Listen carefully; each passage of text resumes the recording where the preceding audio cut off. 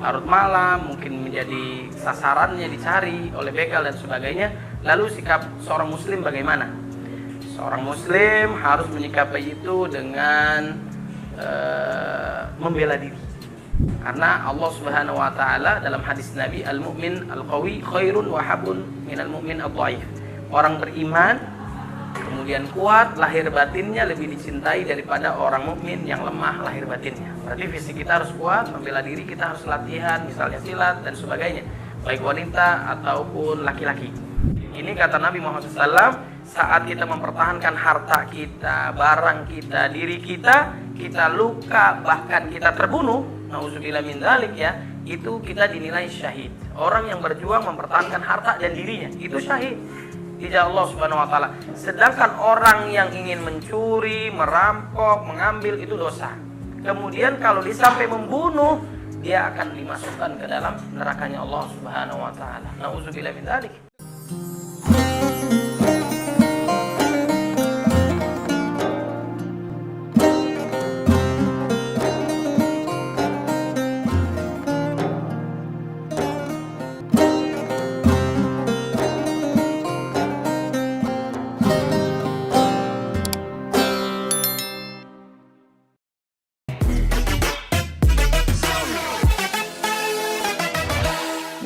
Sahabat muslim, ini dia jawaban trivia quiz seputar Islam.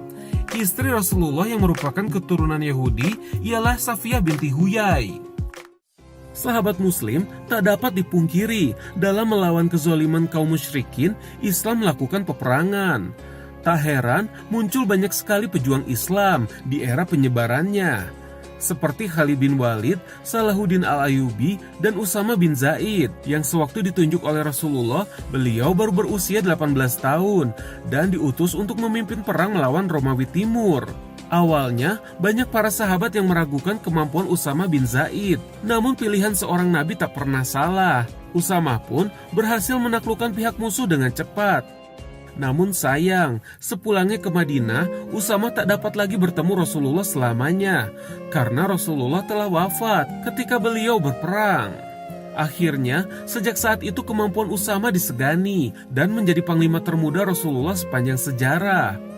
Sedari dini, Islam menganjurkan untuk mengajari para pemuda bela diri sebagai persiapan bila mana terjadi peperangan, baik dalam membela agama Allah maupun kelak perang akhir zaman.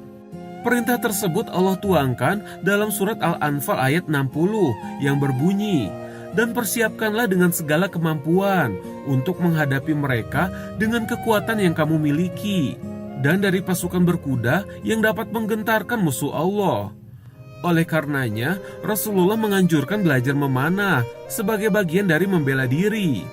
Bahkan Rasulullah telah berpesan secara khusus untuk kita lewat hadis berikut, "Memanahlah kalian, karena aku akan bersama kalian semua." Masya Allah, siapapun yang mendengar hadis ini pastilah berbunga-bunga hatinya bahwasannya Nabi kelak bersama kita, insya Allah.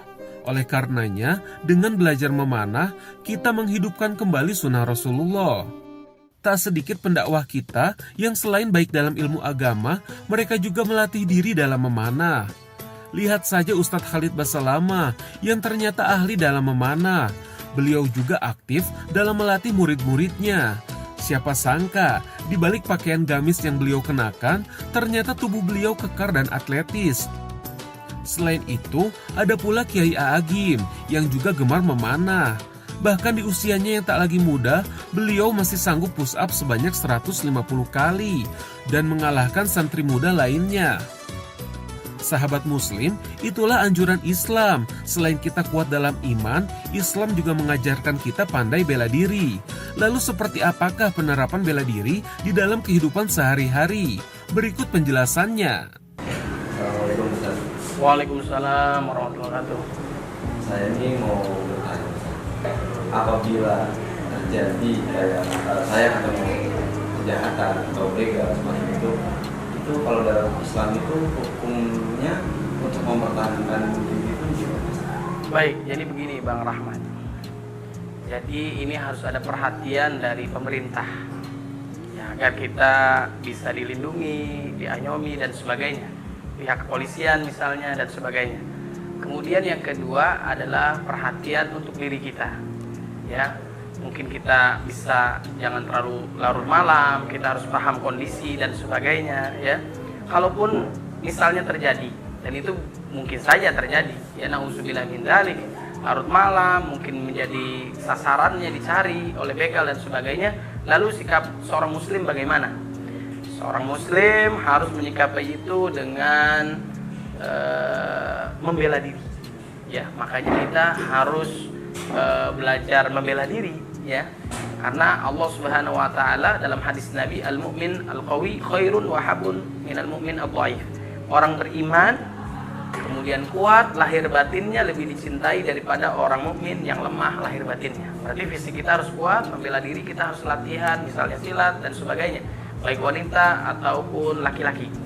Kemudian saat begal datang kita harus menjaga diri. Kemudian selain menjaga diri, harta kita dan sebagainya. Kalau sasarannya harta kita, kita bisa mempertahankan, alhamdulillah. Kita menjaga, memang itu hak kita. Tapi ada juga ulama mengatakan bahwa saat konsentrasi begal ini untuk harta kita mungkin nggak terlalu besar, mahal dan bisa membahayakan diri kita, silahkan dilepas misalnya. Agar yang penting kitanya selamat. Tapi sudah mengganggu jiwa kita, khawatir dan sebagainya, boleh membela diri. Atau juga kita mempertahankan harta kita, motor kita, diri kita dengan melawan, itu boleh, dibolehkan, kan mempertahankan diri. Ini kata Nabi Muhammad SAW, saat kita mempertahankan harta kita, barang kita, diri kita, kita luka, bahkan kita terbunuh, nauzubillah min dzalik, ya, itu kita dinilai syahid. Orang yang berjuang mempertahankan harta dan dirinya, itu syahid di jalan Allah Subhanahu wa taala. Sedangkan orang yang ingin mencuri, merampok, mengambil, itu dosa. Kemudian kalau dia sampai membunuh, dia akan dimasukkan ke dalam nerakanya Allah Subhanahu wa taala. Nauzubillah min dzalik. Jadi orang yang membela diri adalah mereka yang dijaga oleh Allah Subhanahu wa taala. Kalaupun luka kemudian diwafat, dia syahid. Orang yang membunuh, mengambil harta dan sebagainya, dia nggak tobat kepada Allah, dia akan masuk ke dalam nerakanya Allah Subhanahu wa taala. Nah itu, jadi apa yang harus kita lakukan? Mempertahankan diri sekuat tenaga. Kalau khawatir barangnya saja yang mau diambil, silahkan diberikan misalnya. Tapi kalau bisa, yakin, ambil, pertahankan. Karena ini diperintahkan oleh Nabi Muhammad SAW untuk menjaga diri, menjaga kehormatan, harta kita.